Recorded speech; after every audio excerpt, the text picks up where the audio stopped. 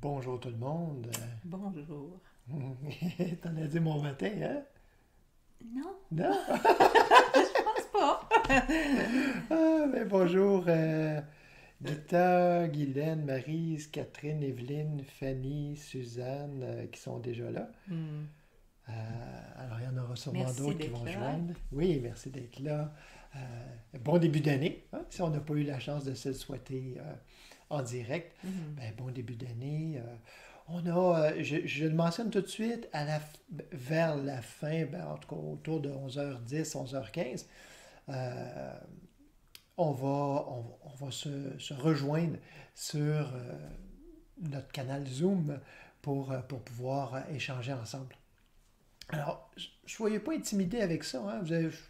Je pense pas que vous avez besoin de grand-chose. Je pense même pas que vous avez besoin d'installer Zoom. Je suis pas certain, là. Mais en tout cas, c'est d'une simplicité inouïe. Vous n'êtes pas obligé de partager. Vous pouvez être juste là puis accueillir hein, ce Témoin. partage. Oui, alors, gênez-vous pas. Si vous avez envie, si vous avez le temps, euh, quand nous le mentionnerons, vous pourrez vous joindre. On pourra se joindre tous ensemble, justement. Mhm. Mais cette fois-ci, ben, pour partager, on a un format un petit peu différent cette fois-ci. Il n'y aura pas de chant. Désolé pour ceux qui cherchaient peut-être les paroles déjà. À moins que quelqu'un ait un chant à partager peut-être à la fin dans le partage, C'est un tous long ensemble. chant, en fait. Hein? Ça pourrait être beau de mettre ça en Oui, musique. ben, en fait, les psaumes, ce sont des chants. Hein. Mm. Ce sont des chants qui ont été mis en musique à l'époque, mais on n'a pas eu ça n'a pas suivi. Hein.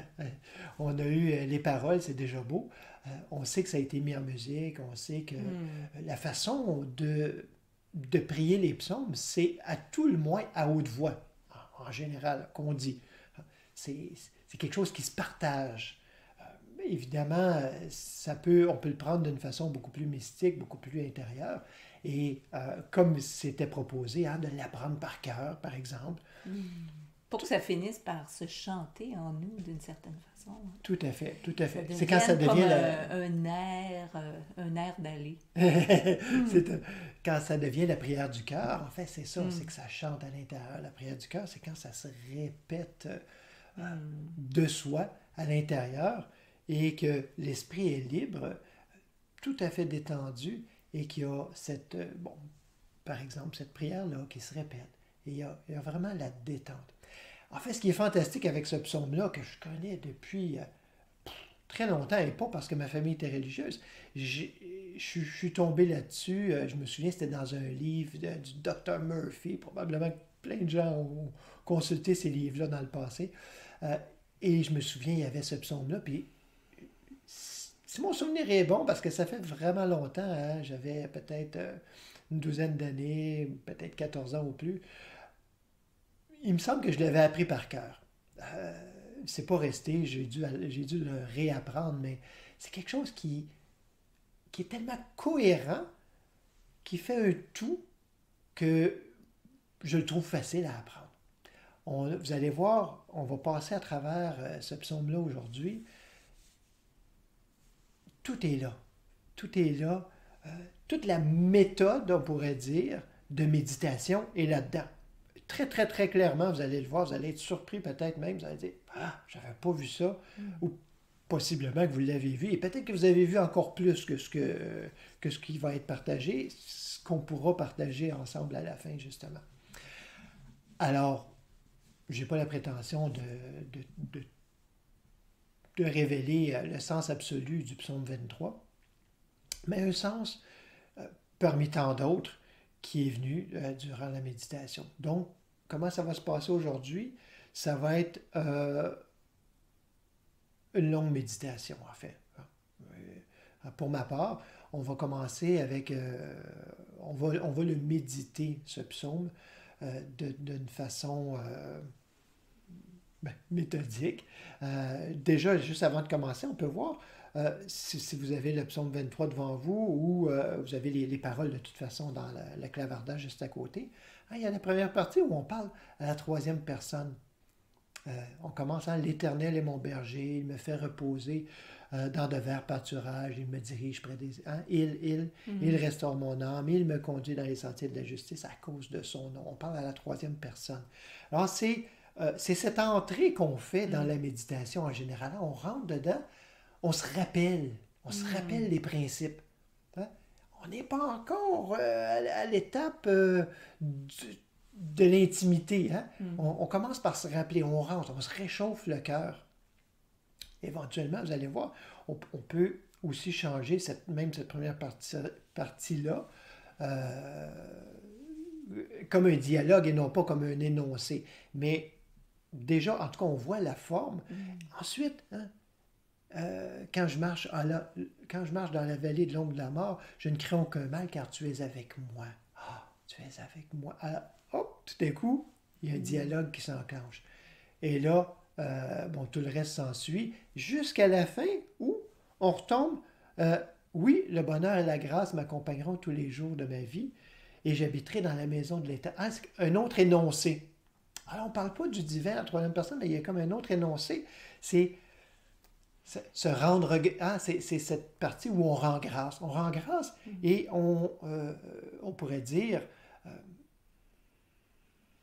on nourrit en conscience, on affirme que ben, c'est ça.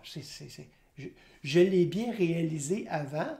Je prends un moment de silence, puis là, en fait, ça c'est cette parole hein, qu'on appelle parole de pouvoir. Oh, je ne sais pas trop, c'est des drôles de termes hein, qu'on n'utilise pas souvent, mais c'est cette parole hein, avec un grand P qui s'énonce d'elle-même, en fait. Alors, c'est comme si, c'est pas nécessairement nous qui le disons, c'est un peu comme si ça nous était soufflé de l'intérieur.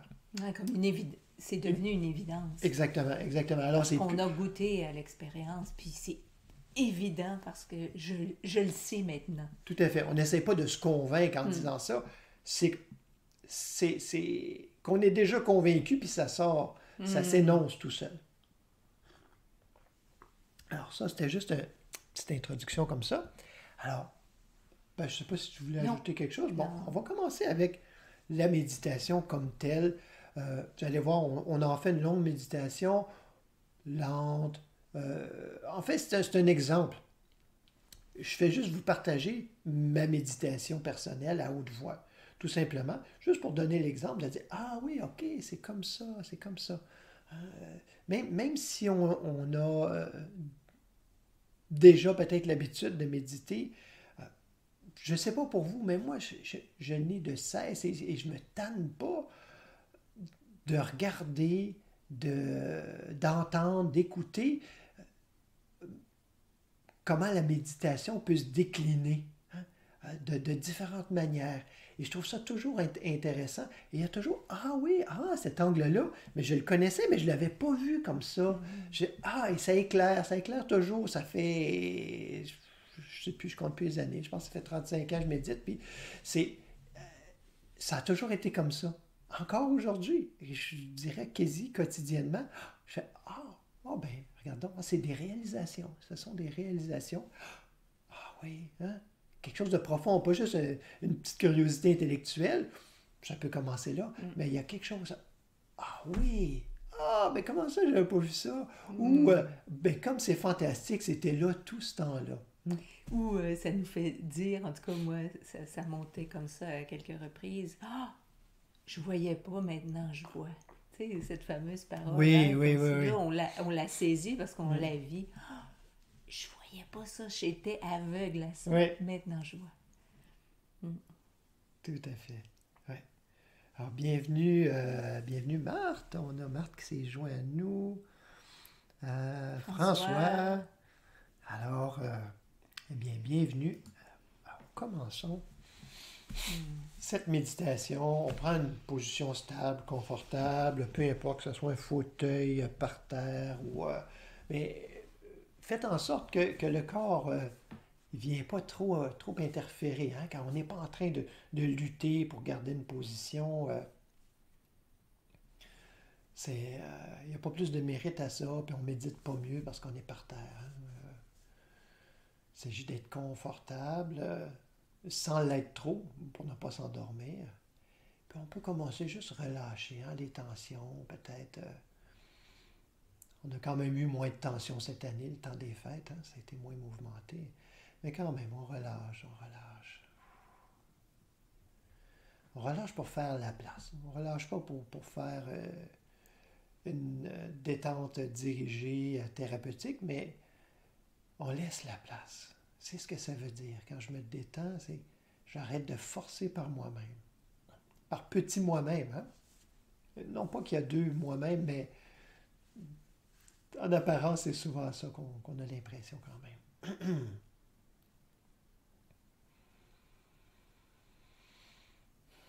On peut prendre conscience du souffle qui circule librement, sans aucun contrôle.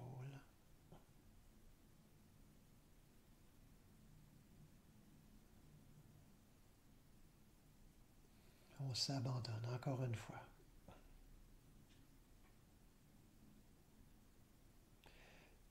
Si vous avez des soucis, des troubles apparents, que ce soit physiques, mental ou autres, de toutes sortes, situationnelles, on laisse tout ça de côté. Hein? Et comment on fait ça? Juste de dire qu'on laisse ça de côté, il me semble qu'on y pense encore plus. Hein? C'est-à-dire, on réalise que tout cela n'est pas partie du divin. Et comme il n'y a que le divin, à quoi bon s'attarder à cela? On se tourne vers l'essentiel. Et on le fait avec ce psaume. L'Éternel est mon berger, je ne manquerai de rien.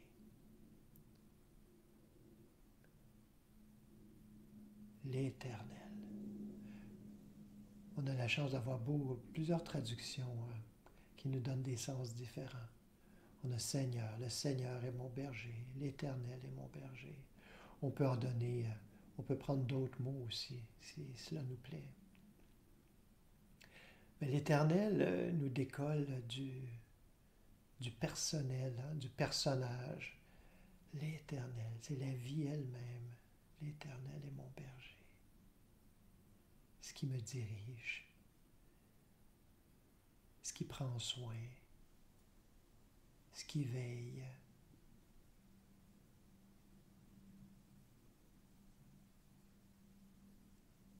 L'unique source. Il faut s'entendre là-dessus. Ici, dans cet enseignement proposé au Noble Chemin, enseignement de la voie infinie, de la mystique chrétienne,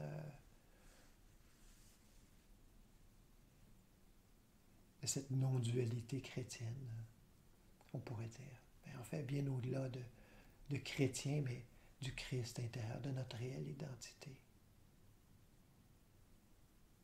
Ce n'est pas une nouvelle dénomination, c'est l'Éternel est mon berger, je ne manquerai de rien. Reconnaissant l'unique source, reconnaissant que je suis,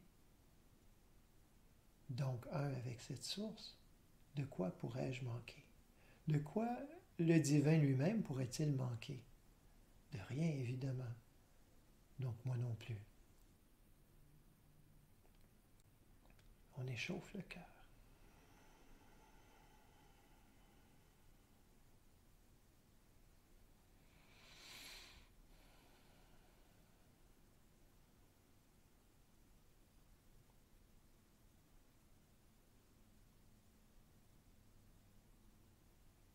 Alors, tout ce que je vous partage ici, c'est un exemple de comment ça se passe dans ma tête, par exemple, quand je médite ce psaume. Je me parle comme ça, là. L'Éternel est mon berger. Qu'est-ce que ça veut dire? Qu'est-ce que ça me dit en lien avec la vérité? Avec ce qui pointe vers la vérité. Et il me fait reposer dans de verts pâturages. Il me fait reposer dans de verts pâturages.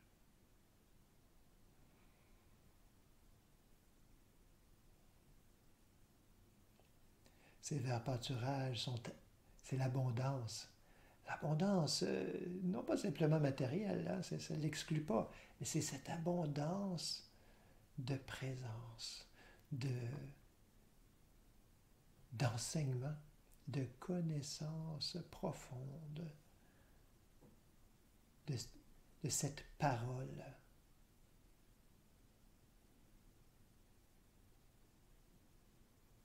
Et il me fait reposer dans de verts pâturages. Je peux m'y reposer, tout entouré, tout nourri de cette parole qui encore et toujours repose le mental agité, repose le corps, repose l'être.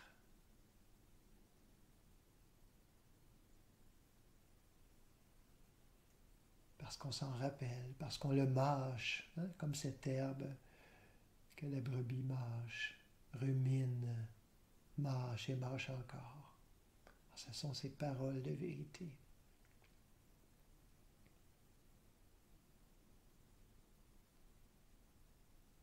Et encore plus, il me dirige près des eaux paisibles.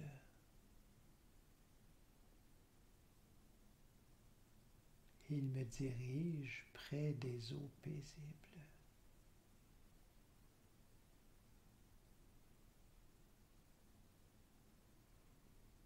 Cette nourriture m'indique, hein, c'est le doigt qui pointe, c'est la vérité à propos de la vérité, ce pâturage, cet enseignement que je mâche, qui me conduit près des eaux paisibles, c'est-à-dire à la réalisation, à la reconnaissance toujours plus profonde. Ce calme intérieur, hein, cette eau paisible.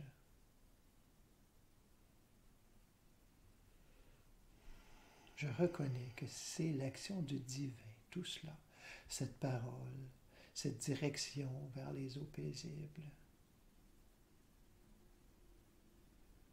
Il restaure mon âme. On a différentes traductions de ça aussi. On dit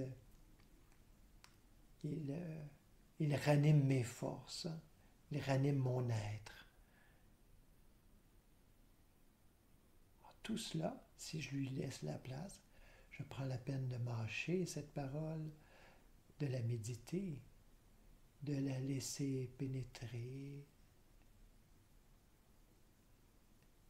de faire un avec cette parole. Qu'elle descende symboliquement dans le cœur, cette eau paisible. Et tout cela, je le reconnais, me ranime.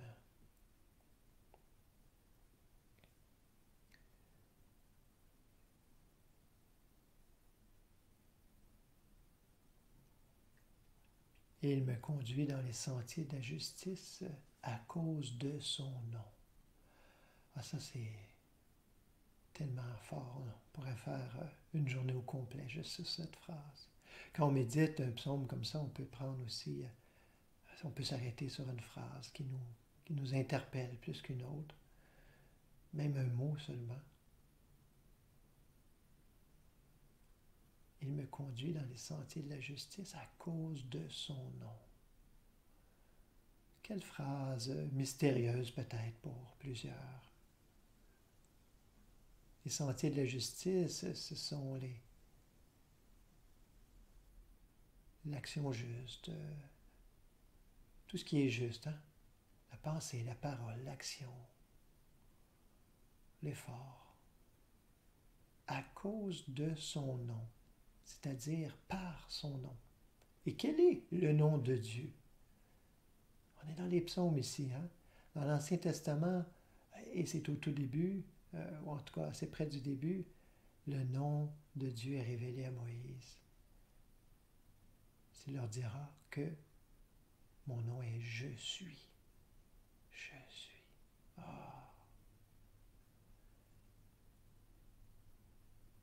Alors on a une clé et un secret important révélé ici, révélé tout haut, en toute évidence. On se tourne vers l'être. Je suis. Ce n'est pas en m'adressant à un Dieu extérieur, à une cause, une force, une situation extérieure, mais à la cause, à l'unique cause. Et l'endroit le plus simple, le plus facile, le plus agréable à rejoindre cette cause, c'est, et je crois que c'est l'unique endroit véritable, c'est je, l'être, cette vie qui m'anime.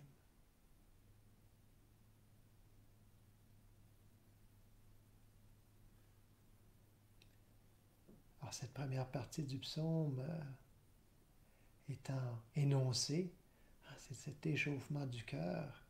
On pourrait très bien s'arrêter là et faire une très très belle méditation, reprendre ces mêmes phrases avec, non pas la troisième personne, mais à la seconde, en parlant directement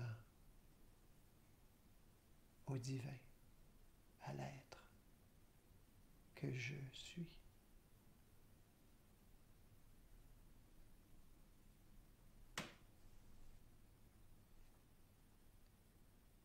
On poursuit dans cette deuxième phase. Quand je marche dans la vallée de l'ombre de la mort, d'autres traductions disent « si je marche ». Prenez la traduction qui vous plaît. Chacune a ses forces, son éclairage. J'aime bien celle-ci. Quand je marche dans la vallée de l'ombre de la mort. Parce que ça arrive presque tous les jours. Ce ne sont pas des grandes catastrophes. Hein? Simplement un instant où une impatience monte. Parce que j'ai l'impression que ça ne va pas dans le bon sens. C'est-à-dire que je me sens séparé du divin. Hein? Il y a pour un instant, cette croyance. Et ce qui est entretenu en conscience, c'est que je suis séparé du divin. Donc, il y a insatisfaction. Ça peut être aussi subtil que cela.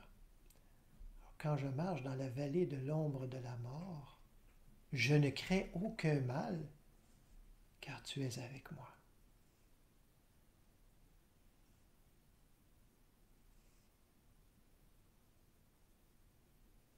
On vient reconnaître l'omniprésence divine. Peu importe l'apparente situation, je ne crains pas, car tu es avec moi. Je ne peux être séparé de toi, Éternel, parce que je suis.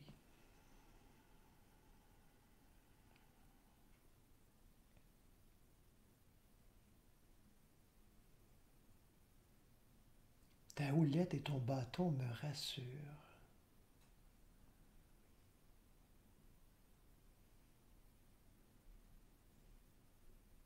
Encore une fois, une représentation de l'unique. Le bâton, le un.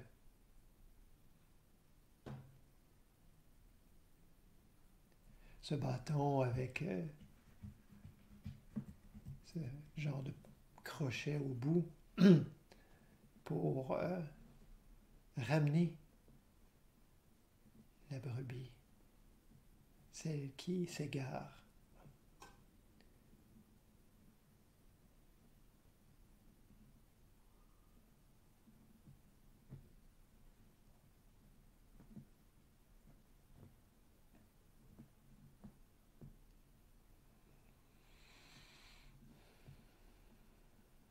Tu dresses devant moi une table en face de mes adversaires.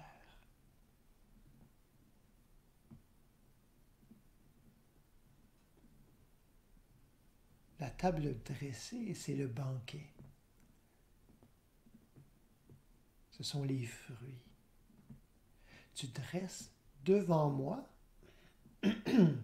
une table en face de mes adversaires. Les adversaires ne sont jamais extérieurs. Les adversaires, c'est toujours ces erreurs entretenues en conscience, ces faussetés au sujet de l'identité de Dieu, de la mienne.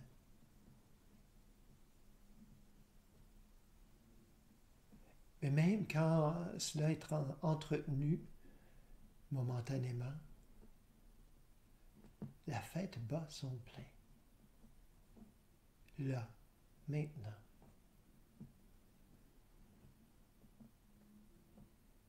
Tu dresses cette table pour que je m'en rende compte. Le choix est posé devant moi. Vais-je me tourner vers la vérité, la célébration intérieure, ou entrer dans une lutte imaginaire contre des adversaires imaginaires?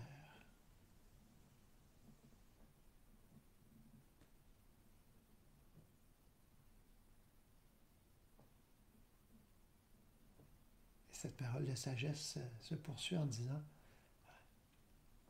tu oins d'huile ma tête et ma coupe déborde.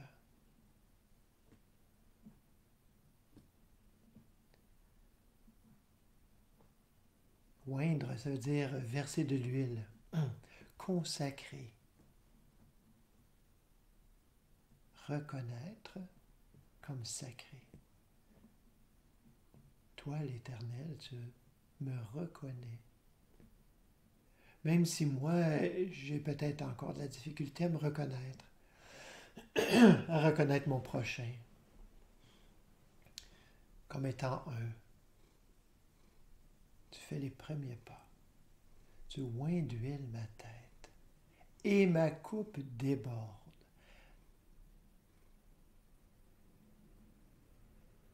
Dans un même souffle, du moment que je suis consacré, cette coupe déborde, cette coupe du cœur, cette coupe offerte. Cette coupe qui, dans la tradition juive, représente la rigueur, la discipline, la persévérance. En elle-même, elle n'est qu'obstacle si elle n'est pas remplie et même débordante de l'amour divin. Tu oins d'huile ma tête et ma coupe déborde. C'est la façon de méditer, de prier. La coupe doit déborder.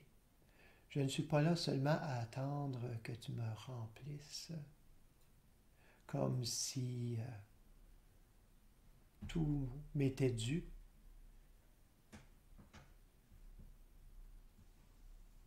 Mais je reçois, et laisse s'écouler librement ta présence éternelle.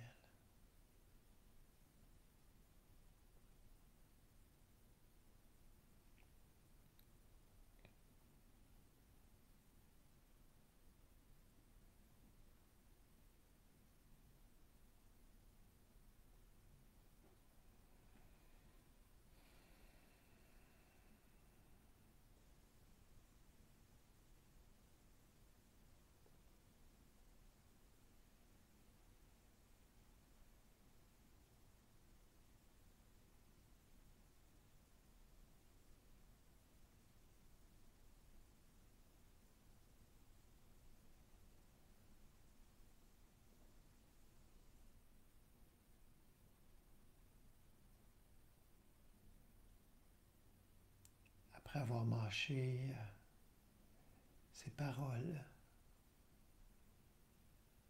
jusqu'à ce que le calme intérieur se pointe, qu'on puisse laisser librement la place à l'Éternel, au Christ intérieur, à la présence, peu importe comment on l'appelle, à laisser la place à ce qu'elle s'écoule, à ce qu'il s'écoule, librement, en étant transparence.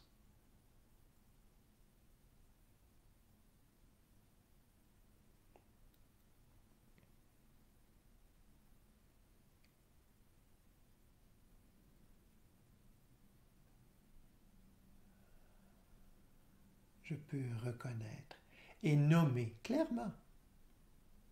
Oui, le bonheur et la grâce m'accompagneront tous les jours de ma vie. Ce n'est pas un souhait, c'est une reconnaissance, une réalisation. Oui, le bonheur et la grâce m'accompagneront tous les jours de ma vie, parce que je ne peux en être séparé.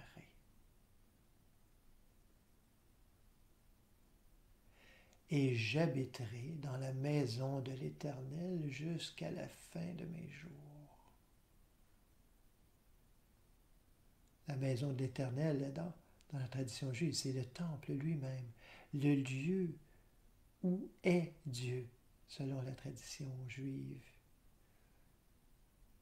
Et ce temple-là, aujourd'hui, par le Christ, on le reconnaît, est notre cœur même, notre être même.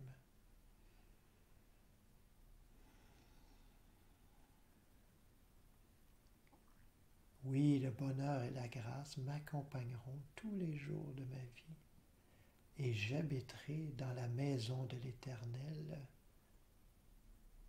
jusqu'à la fin de mes jours.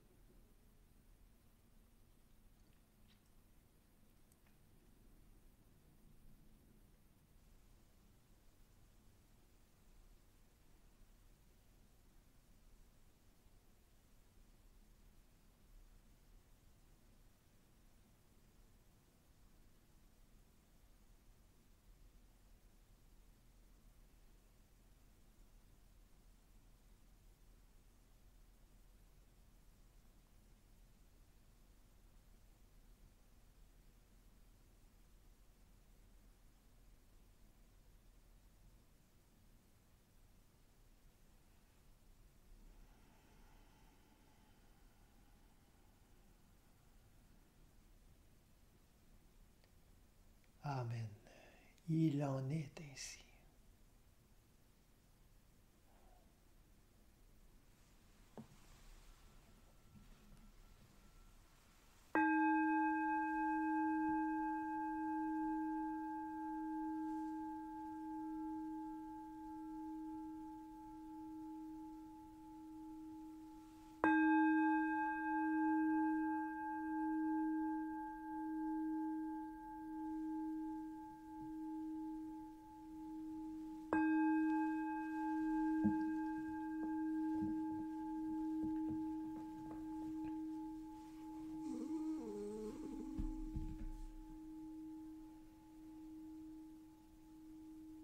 On peut doucement ouvrir les yeux.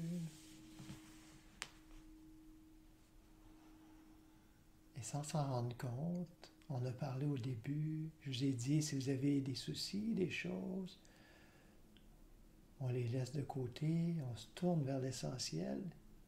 Je suis à peu près certain qu'à peu près tout le long de cette méditation-là, il n'y a pas eu une pensée ou rien vers ces soucis. C'était les vannes du ciel qui étaient ouvertes et qui faisaient place à l'abondance de l'Éternel, à cette abondance de présence qui vient prendre toute la place. C'est juste que c'est un peu, ça me faisait penser à comme comme un chapelet, hein? Ben celui-ci, c'en est un d'une autre tradition, c'est fait avec des nœuds. C'est la même corde qui tient tout ça ensemble. C'est pas une corde avec des billes par-dessus, c'est la même corde qui forme les nœuds et qui est ce qui relie. Alors c'est la même chose avec la pratique. Et entre les pratiques, hein, tout ça doit être relié. Si c'est séparé, on a comme un petit nœud à côté, ben on n'a plus cette continuité. Alors, oui, il y a des espaces entre les nœuds, c'est entre les méditations, hein, mais ça doit être relié à la prochaine, par la pratique de la présence. C'est-à-dire qu'il faut demeurer vigilant, pour se tourner. Ah, on se tourne, juste un petit coup. Hein? Ça peut être par un petit mot, par une petite pensée, une petite prière. On se tourne. Ah oui, ok. Pour qu'il y ait ce fil continu.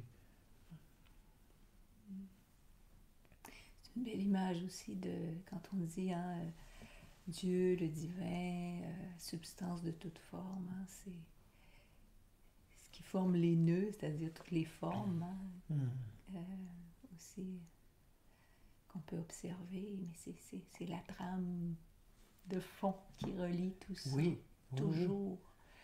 Oui. Rien n'est là comme ça, flottant par lui-même ou par elle-même. Et c'est ça, hein, quand tu disais le petit moi, c'est cette idée qu'il puisse y avoir quelque chose de flottant par lui-même, par elle-même. Un petit nœud comme ça, sans cette trame, sans ce fil conducteur. Et quand on médite, c'est on reprend ce fil d'Ariane, hein, pour retourner au centre, ce fil conducteur, ce fil, ce berger, et je trouve ça beau, ce déploiement. Dans le fond, comment ce psaume est un déploiement même de la prière. Hein. Reprendre ce fil, hein, on commence à partir de là où on est, avec la vérité qui est, comme tu disais, hein, la vérité, à propos de la vérité, l'Éternel. L'Éternel est mon berger, ah oui. Et on entre de plus en plus profondément, comme tu disais, dans l'intimité. Et moi, le fil qui m'a fait entrer dans cette prière pour ce psaume, c'est resté presque, on pourrait dire, en tout cas, tu le disais aussi tantôt, hein, des fois ça peut être un mot, une phrase. Et pour moi, ça a été une phrase, voire même un mot, qui a été la porte, cette fois-ci. Et je sais, pour l'avoir médité à d'autres reprises, que ça a été à ce moment-là une autre porte. Mais il y a de multiples demeures, il y a de multiples pièces dans ma maison, il y a de multiples façons d'entrer. Et pour moi, cette fois-ci, ça a été l'Éternel. L'Éternel est mon berger. L'Éternel. C'est comme si ça s'est arrêté là-dessus. L'Éternel. L'Éternel est mon berger.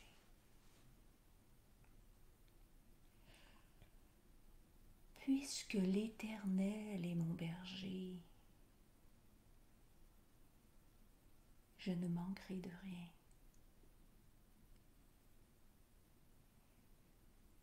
puisque je reconnais que c'est ce qui me guide, m'éclaire, me gouverne, me conduit, je ne manquerai de rien. L'Éternel. Oui, ouais, je suis comme à l'intérieur, on dirait que la voix est déjà dans l'intimité. Alors l'Éternel, on a tendance humainement à penser à l'éternité, hein, quand on parle de vie éternelle ou de l'éternel qui est éternité, on a tendance à penser en termes de durée. Mais c'est la façon humaine de le traduire et c'est une façon limitée. Puisque quand on parle de durée, ça implique qu'il y a un début et une fin. Tout ce que l'on vit dans cette conscience humaine est soumis au temps, justement à cette notion linéaire. Ce qui apparaît dans mon expérience, c'était pas là avant, hein, que ce soit un souci, un tracas, une douleur, une joie, peu importe. On a la conception, ce n'était pas là avant, ça vient d'apparaître, donc ça vient au monde là, dans le temps. Ça va se terminer dans le temps, puis ultimement, ça va se terminer, puis des fois, hein, on saute vite à la conclusion quand arrive quelque chose qui nous effraie. Ça va se terminer par la fin, par la mort. Hein, c'est l'ultime pour nous. Alors qu'ici, on parle de l'ultime, l'éternel. Et on ne parle pas de quelque chose qui se situe dans le temps. Et c'est ça. Est-ce que ma vie se vit à partir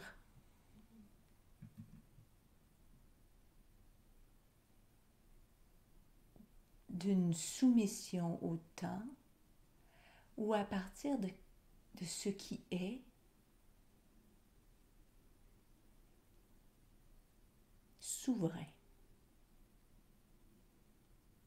ce qui ne sera jamais soumis au temps et qui englobe tous les temps, passé, présent, futur, qu'on a pu s'imaginer, vivre. Ça englobe tout ça. Parce que le temps implique aussi des espaces séparés. Hein? Pour qu'il y ait temps, il faut qu'il y ait... Je pars d'un point A, je m'en vais à un point B. Voilà le temps que ça me prend pour me rendre de là à là. Dans l'omniprésence, où sont ces espaces séparés? Regardons, hein, prenons l'image « je suis là ». Par exemple, juste une image très très concrète, celle du corps, hein, de ce corps visible. Je suis là. Il y a peut-être, pendant que je suis là, maintenant, il y a peut-être du sang qui a gravité d'un endroit à un autre dans le corps, mais est-ce que moi j'ai bougé? Est-ce que moi... Alors voyez-vous déjà, le corps est plus grand que tout ce qui se passe dans le corps. Et il peut y avoir des choses qui bougent dans le temps, dans le corps, mais moi je ne bouge pas, je suis là. Alors, traduisons ça en l'éternel qui englobe tout, qui n'est pas dans le temps, qui n'est pas confiné dans cette idée du temps ou de l'espace. Tout se meut à l'intérieur de l'éternel, on pourrait dire aussi à l'intérieur de la conscience, tout se meut à l'intérieur de la conscience infinie, mais la conscience, elle, n'est pas soumise au temps, n'est pas esclave du temps. Et si on regarde comme il faut, ça m'a amené, hein, en suivant ce fil-là, pour moi, ça m'a amené à voir clairement que il y a seulement dans le temps que je peux ne pas avoir. Parce que c'est seulement dans le temps, hein, c'est une division. Hein, c'est comme si la vie, on en avait fait des divisions, des compartiments. Alors, c'est seulement dans le temps que je peux perdre aussi. J'avais, dans un temps, je n'ai plus. Ou je n'ai pas maintenant, puis je vais peut-être avoir plus tard. Voyez-vous que c'est dans cette division qu'on a fait, qu'on a imaginé, qu'on peut manquer de quelque chose. S'il n'y a qu'un instant éternel, et c'est pour ça que vie éternelle est synonyme de plénitude. Parce que s'il n'y a qu'un temps, ça veut dire que tout est présent maintenant dans cet espace en conscience. Tout est là. Tout ce que j'ai pu voir se déployer hier, dans la conception humaine, tout ce que je verrai se déployer demain, c'est là. C'est là, mais ça n'a juste pas été mis au devant de la scène, en manifestation. Il y a un exemple qui me venait, si on va par exemple au théâtre, puis j'ai toujours trouvé ça fascinant, quand on va au théâtre, puis qu'on entre là, vraiment dans l'histoire, ben, il y a des scènes, il y a des scènes. Et dans une scène, il y a des personnages qui apparaissent. Dans une autre, c'est pas nécessairement les mêmes personnages. Il y en a même qui, au cours de la pièce, peuvent mourir. On les voit plus, on les verra plus dans les scènes qui suivent. Mais à la toute fin, quand le rideau se baisse et qu'il s'ouvre à nouveau et que là, tous les comédiens sont réunis, voilà l'espace. C'est une image, mais voilà l'espace d'éternité. C'est-à-dire tout ce qu'on a vu se déployer dans le temps. Tous les décors, tous les accessoires, tous les costumes, tous les comédiens, peu importe le rôle qu'ils ont joué dans cette pièce, peu importe s'ils n'étaient pas ensemble dans une même scène au même temps, les voilà réunis maintenant, sous nos yeux. Et puis là, on sort un petit peu de la pièce dans laquelle on était embarqué pour vous réaliser que ils sont tous là, ensemble. Et ceux qui, tantôt, s'entretuaient ou se détestaient à mourir, ils sont là, sur la scène, ils se tiennent par la main, puis ils saluent. Ensemble. Toutes les divisions apparentes n'existent plus. Et c'est ça, cet espace, cet éternel qui est notre berger. C'est ce qui est au-delà de la division du temps, qui nous sépare de notre bien, qui nous sépare de notre frère, de notre sœur aussi. Parce que, qui nous sépare de leur identité éternelle et qui nous fait croire que tantôt ils sont bons et tantôt ils sont mauvais. Et ça, voyez, encore dans le temps. Tantôt, mon Dieu, cette personne-là, mon collègue de travail, il était tellement correct avec moi, je ne peux pas croire qu'il m'a fait ce coup-là. Voyez-vous, dans le temps, si ça se joue dans le temps, ce n'est pas l'identité véritable. Si on se laisse prendre à ce qui se joue dans le temps, momentanément, pour nous, dans notre expérience, l'Éternel, à ce moment-là, n'est pas notre berger. et on se ramène. Et l'éternel, c'est aussi cette conscience, à chaque fois qu'on s'assoit pour méditer, on reprend le fil pour revenir à cet espace d'éternité, au-delà de tout temps, de tout ce que tu disais tantôt, c'est une autre façon de le dire. Hein? Tous les soucis, tous les problèmes sont arrivés dans le temps. Mais là, on n'est plus à lutter, encore une fois, sur le terrain du temps où on veut que dans le temps, il disparaisse. C'est là qu'on peut se faire prendre. Non, on veut aller retourner à cet espace quand le rideau tombe ou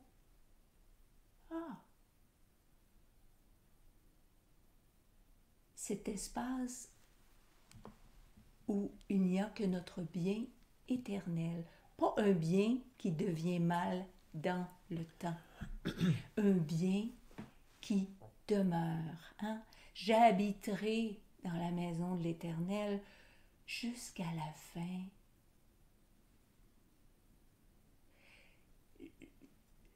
Je me ramènerai constamment dans cette conscience d'éternité au-delà du temps, jusqu'à la fin de mes jours, c'est-à-dire jusqu'à ce que ce soit pleinement intégré, devenu une évidence implacable.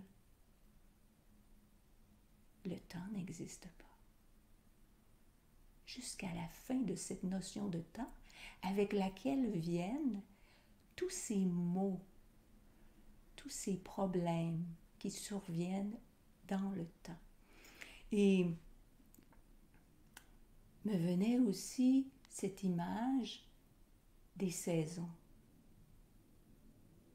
Parce que humainement, on vit les choses qui se déploient dans le temps.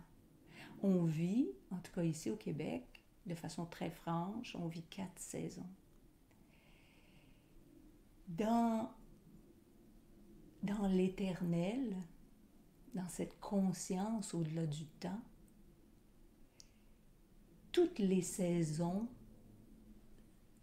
sont conjuguées instantanément. Puis quand je parle des saisons, je ne parle pas juste du temps à l'extérieur, je parle parce que le temps, ces saisons-là sont aussi des images qui réfèrent à des saisons intérieures.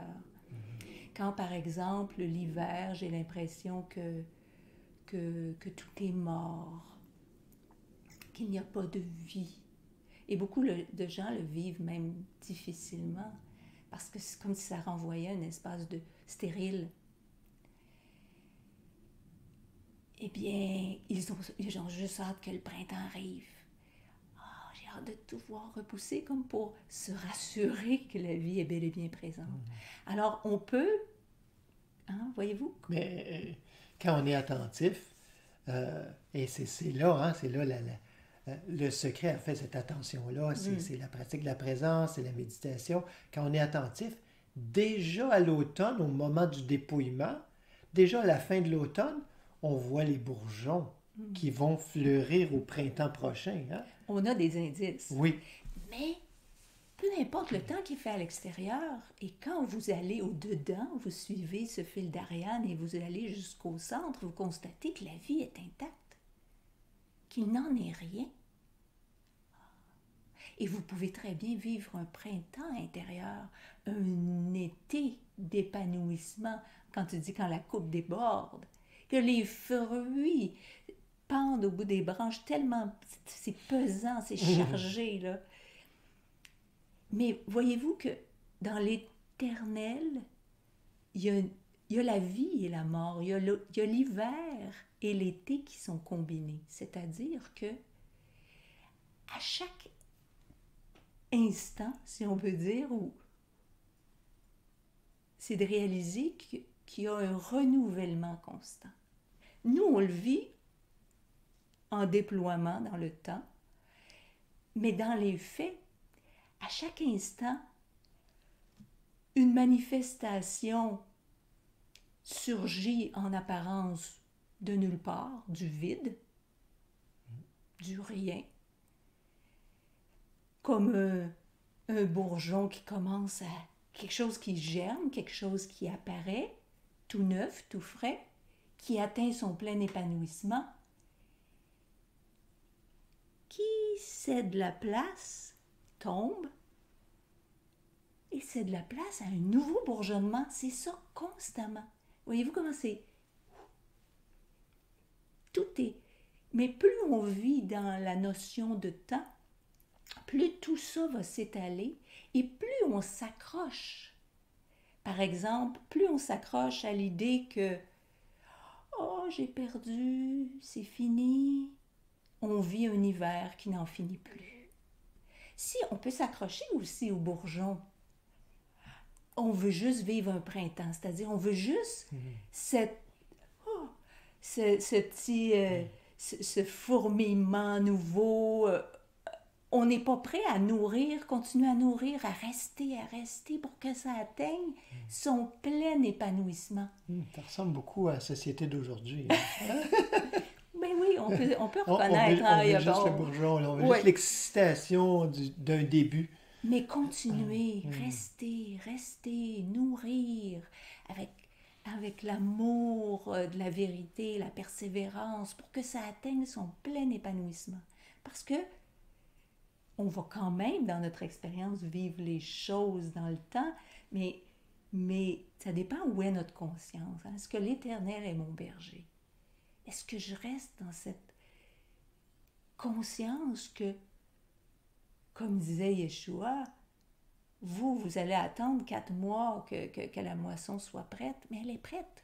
Il est en train de dire, il y a toujours un été qui va sortir. Il y a toujours l'été, les fruits sont toujours là, dans la conscience infinie. Et vous allez moissonner ce que vous n'avez pas semé, en fait, hein? Parce que vous n'avez même pas travaillé personnellement. Oui. Là, c'est comme si on est dans cette conscience-là d'éternité, ce qu'on appelle le karma, hein? C'est-à-dire il faut que je fasse pour récolter.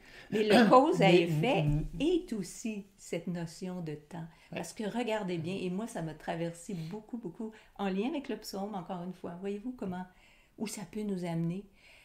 Ça m'a permis de voir comment quelque chose qui était là déjà, mais de façon très, très vive, à chaque fois qu'à l'intérieur de moi, il y avait cette idée de « Oh, je sais pas, regarde, par exemple, il y a une petite douleur à cause que j'ai forcé hier, hein, j'ai fait du ski de fond. À cause. » Voyez-vous, dans le temps. Hier, j'ai fait ça. Aujourd'hui, il y a ça. Hein? Le cause à effet dans le temps. C'est ce que cette phrase vient corriger. Oui. Il me conduit dans les sentiers de la justice à cause de son nom, l'unique cause. Voilà, ça me faisait penser. Oui, c'est ça, exactement. Oh, attends une minute. Là, je suis pas, l'Éternel n'est pas mon berger, et l'Éternel, la conscience que je suis, vient rapatrier toutes les pensées, idées, images, émotions, sensations qui sont apparues dans le temps, vient toutes les rapatrier et les ramène dans ce qui est vraiment, maintenant. Le bien éternel. Encore une fois, pas dans le temps. Donc, c'est pour ça qu'on dit qu'il n'y a que le bien. Il n'y a que ce qui est. C'est encore plus juste, parce que le bien nous ramène encore à l'idée du temps où quelque chose de bien peut devenir mal. On n'est pas dans ce registre-là. Mon royaume n'est pas de ce monde du temps. Et c'est à ça qu'on est invité. Il faudrait dire à ce moment-là, l'unique bien ou l'éternel bien. Oui. Si on veut utiliser ce terme-là. Oui, pour nous, en tout cas intérieurement, que ça résonne comme ça. Que ça résonne comme ça. Et que quand on y goûte intérieurement, qu'on sache que ce bien-là, pas sous cette forme-là, et c'est là qu'il faut laisser, parce qu'encore une fois, là, ce serait s'accrocher à l'été, à un fruit, je veux pas que ça meure, je veux pas que ça tombe. Encore une fois, on est retombé dans le temps, dans l'idée que il y a une division. La moisson, la table, est toujours dressée. Les fruits sont toujours présents. Ne nous accrochons pas parce qu'on fait juste... Là, on est ramené dans le temps et avec la souffrance reliée au temps aussi. l'idée qu'on perd, l'idée qu'on n'a plus. Alors, c'est à ça que le psaume, c'est là, en suivant le fil, c'est là où il m'a amené. Et ça montre à quel point le banquet est infini. On en a un exemple. Comment, avec le fil, toi que tu as suivi le berger et tu as été amené. Tu as été amené On voit comment on à peut l'éternel. méditer un psaume Oui. au complet. Et on voit comment on peut s'arrêter à une phrase, même voir un mot, Oui. qui se déploie comme ça. C'est pas une gymnastique intellectuelle. Ça ne l'exclut pas. Il y a quelque chose qui se passe. Oui. L'intelligence, c'est l'intelligence divine. Hein, si on fait une dissection tout le temps, ben ça c'est mon intelligence, ça c'est l'intelligence divine. Non. Justement, on vient encore une fois Encore une entrer fois dans le temps.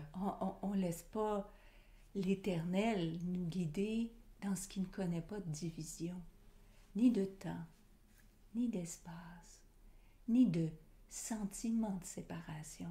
Hein? Et voilà. On a une question Oui. d'Evelyne qui nous demande, peut-on remplacer aussi le terme éternel par je suis? Ben, en fait, c'est plutôt le contraire qu'on a fait dans la Bible, justement. On a mis le mot éternel à la place de je suis. Alors, ben oui, effectivement. Il faut juste, parce que on connaît tous les enseignements de diverses influences et tout ça. Il faut juste pas se méprendre, comme on a pu entendre parfois, ou dire, ah ben ça veut dire que je suis Dieu. C'est pas faux. C'est juste que ce qui vient avec ça, je suis Dieu, vient, vraiment, c'est difficile qu'il n'y ait pas un petit gonflement du sens personnel. Alors, si on en vient à cette conclusion-là, et on doit en venir à cette conclusion-là, parce que c'est l'essence même du message qu'on partage, et c'est Dieu est je. Hein? Ça dit exactement la même chose, mais vous voyez comment il y a l'humilité, comment il y a ce désir déjà, juste en tout cas moi quand je l'entends, Dieu est je, wow, ok, Dieu est je, ben j'ai envie de lui laisser la place. C'est pas comme si c'était autre chose, hein, mais j'ai envie de laisser la place à cette part vraie, éternelle, pour qu'elle se déploie, pour qu'elle se manifeste, pour qu'elle m'informe, l'informe, cette intelligence qui est là pour le moment et encore une fois dans le temps pour le moment, et voit peut-être d'une façon trop limitée. Alors, ben c'est ça, je dirais... Oui. C'est bon? Oui. Merci, oui, parce merci que pour la question. Puis des fois, ça change, hein, mais ce qui, en ce moment, pour nous, fait plus de sens, fait plus résonner le réel qu'il y a derrière, hein, qui nous ramène le plus à l'infini, au non circonscrit, au non limité, qui nous décolle le plus du sens personnel. Alors, il faut voir ce qui, pour nous, en ce moment, puis encore là, on est toujours ouvert parce que il se peut qu'à un autre moment, il y a autre chose qui surgisse, hein, une autre forme encore plus adaptée pour nous. Et voilà, on reste ouvert à ce renouvellement constant. En s'accrochant à rien. Du oui, divin, c'est ça. oui. Oui. En s'accrochant à rien, on s'accroche ni à l'hiver, ni au printemps, ni à l'été, ni à l'automne. Ça fait en sorte que vie et mort vraiment ne sont plus des phénomènes dans le temps, quelque chose qui naît, quelque chose qui meurt, mais une réalité continue. En ne s'accrochant pas, mais en creusant. Oui. C'est comme si je creuse, par exemple, le phénomène du printemps, ben je vais découvrir les Oui, autres saisons en même temps. Alors, la oui, même oui, chose, oui. si par exemple, comme tu as fait avec le terme éternel, ben on le creuse, mais on voit tout plein d'autres Parce que tout facettes. est en C'est tout, ça. hein? Mais si on s'arrête à, non, éternel, et puis que notre notion est déjà biaisée, éternel voulant dire pour toujours seulement, et non pas aussi en plénitude, Mm. ce qui est surtout le sens profond de éternel, alors, au sens biblique. Alors, vous voyez, là on est... c'est pour ça, hein, c'est ça, demeurer dans l'ouverture et mâcher, approfondir. Puis on va de plus en plus loin. Mais ça se fait, non pas par... Ah, on n'est pas en train de piocher, là, quand je dis creuser, mais c'est vraiment... Comme on On laisse. approfondit une relation, Oui, comme on a le si on est tout goût, tendu, hein, si on hein. est tout stressé, ça va pas bien se passer. On va rester en Hein. superficie, hein, parce qu'on le voit, plus on est détendu avec quelqu'un, plus on accepte qu'il y a des silences avec quelqu'un, plus il y a quelque chose qui circule entre nous, plus on a l'impression vraiment de proximité, de communion. De... Alors que si on est tout tendu et qu'on reste au niveau des apparences, euh, t'aimes-tu telle chose? Ah, moi, j'aime pas ça. OK. On reste juste à un niveau superficiel. Et c'est ça qui génère la frustration dans toute chose, en fait. C'est quand on laisse pas le temps à cette substance, justement, hors du temps. Laisser le temps, hein, c'est dans le fond, laisser le temps. C'est pas juste, ben oui, prendre le temps, voyez-vous, c'est reprendre la maîtrise. La maîtrise nous a été donnée, la souveraineté nous a été donnée. Hein? Tu m'as oint, hein? Tu as oint ma tête d'huile. Dans le fond, on est assis à la même table, une table est dressée. Quand on est assis à la même table de quelqu'un, ça veut dire qu'on est de la même famille. Hein? Bien souvent, là, l'image qu'on a, hein, cette table d'honneur, qui est à la table d'honneur? C'est ceux qui sont très très près, hein, la famille proche. Qui se connaissent, qui Hein? sont d'un même esprit, qui sont de même... Exactement. Alors, on est invité à cette table-là à tout moment. Et pour être du même esprit, si on se conçoit juste comme quelqu'un dans le temps qui est né, non, c'est pour ça qu'il est dit, il n'y a pas... laisse toute idée de père sur la terre. Hein. Il n'y en a qu'un seul, l'Éternel. Alors... bien, merci. On va s'arrêter là-dessus pour cet enregistrement, pour continuer sur le lien Zoom dans quelques minutes. Ceux qui veulent se joindre, je vous réinvite encore. Il y en a qui n'étaient pas là au début. Alors, joignez-vous à nous si vous en avez envie. Vous n'êtes pas obligé de partager. Vous pouvez être là juste en témoin pour écouter en présence. Hein, comme on est, j'ai jamais personne qui est obligé. Et bien, merci pour à ceux tous. qui écouteront à un autre moment. Oui. Dans ce Ça moment enlève éternel. rien de la plénitude Non. de ce qui est là. Non, absolument pas. Merci à tous ceux qui contribuent de toutes sortes de façons par leur présence, par leurs dons, leurs offrandes de gratitude, et tout ce qui est mis en branle par cette vos communauté prières, comme ça. par Oui. votre soutien les uns aux autres. Merci, c'est magnifique. Ouais. Alors, Merci. à tout de suite. Oui, dans tous les sens, à tout de suite, pour tout le monde.